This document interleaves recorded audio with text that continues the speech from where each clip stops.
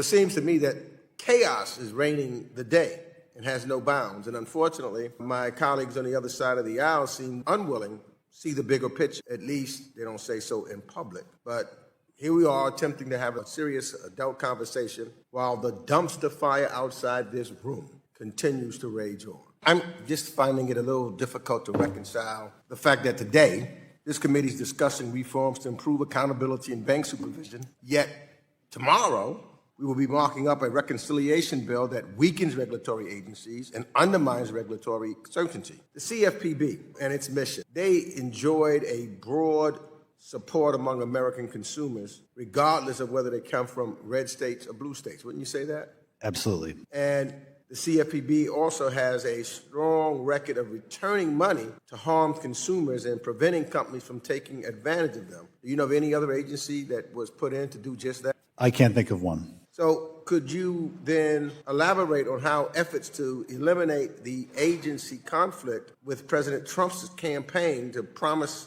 to lower costs and protect everyday Americans? Absolutely. It completely undercuts the promises that he made on the campaign trail. On the one hand, reducing consumer protections that are raising the cost of overdraft fees, credit cards, and who knows what else if the CFPB is taken off the beat. And on the other hand, he's actively raising consumer prices through the tariffs as well. So he's squeezing the consumer from both sides with his trade policies and then with his consumer financial policies. Those policies have a direct impact on community banks and credit unions. Wouldn't you agree with that? And you know what? I found also that President Trump's executive order regarding the CDFI fund to be particularly alarming. While the administration has attempted to walk back the order, the intent, of course, seems clear.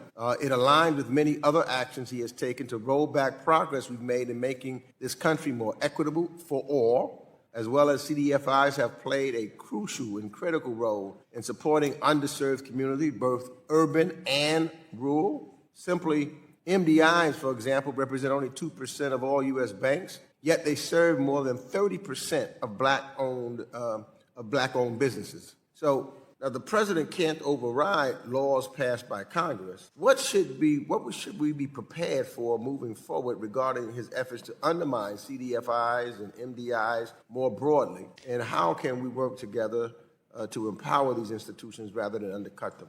Absolutely. I mean, I think the members of this committee have to be vigilant about attempts to undermine the CDFI fund and the services it provides to CDFIs and MDI. The first Trump administration proposed eliminating the CDFI fund, and so it was a bit shocking but not surprising to see that in the executive order as an idea. But as you say, Congressman, CDFIs serve urban and rural communities in blue states and red states. And I heard that a lot. You know, I administered the CDFI fund when I was at the Treasury Department, and I heard a lot of vociferous support from states in the Gulf states, Louisiana, Arkansas, and so forth, that realize that CDFIs provide essential services.